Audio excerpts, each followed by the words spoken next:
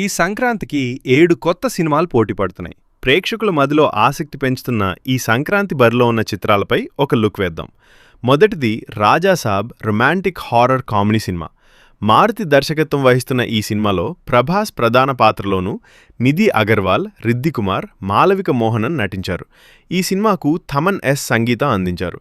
జనవరి 9 రోజున సినిమా విడుదలవుతుంది.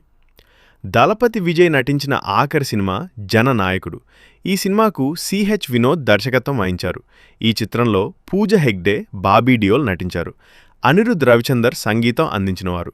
ఈ సినిమా మంచి మాస్, యాక్షన్ మరియు భావోద్వేగమైన సినిమాగా రూపొందించారు. ఈ చిత్రం జనవరి 9వ తేదీన విడుదలవుతుంది. శివకార్తికేయన్ నటించిన పరాశక్తి. ఈ సినిమాకు దర్శకురాలు సుధా కొంగర. శ్రీలీల కథనాయికగా నటిస్తున్నారు. సంగీతం అందించినవారు జీవి ప్రకాష్ కుమార్. ఇది తమిళనాడులోని 960ల నాటి హిందీ వ్యతిరేక ఉద్యమం నేపథ్యంలో రూపొందిన రాజకీయ చిత్రం. సినిమా విడుదల తేదీ జనవరి 10వ తేదీ 2026. మన శంకర్ వరప్రసాద్ గారు కామెడీ ఎంటర్టైనర్ సినిమా. ఈ సినిమాకు అనిల్ రావిపూడి దర్శకత్వం వహించాడు.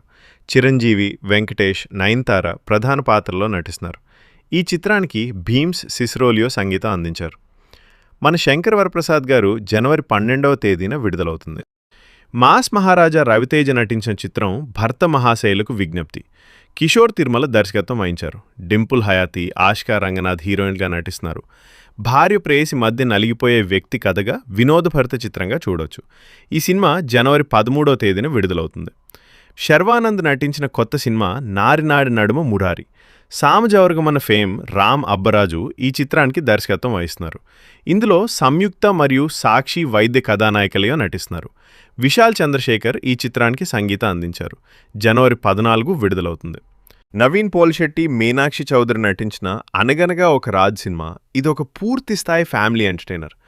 ఈ చిత్రంలో మీనాక్షి చౌదరి హీరోయిన్గా నటించారు. మారి దర్శకత్వం వహించారు. హిట్ చిత్రాల దర్శకుడు త్రివిక్రమ్ శ్రీనివాస్ క్వాలిటీ కంట్రోలర్గా వ్యవహరించడం ప్రత్యేకత.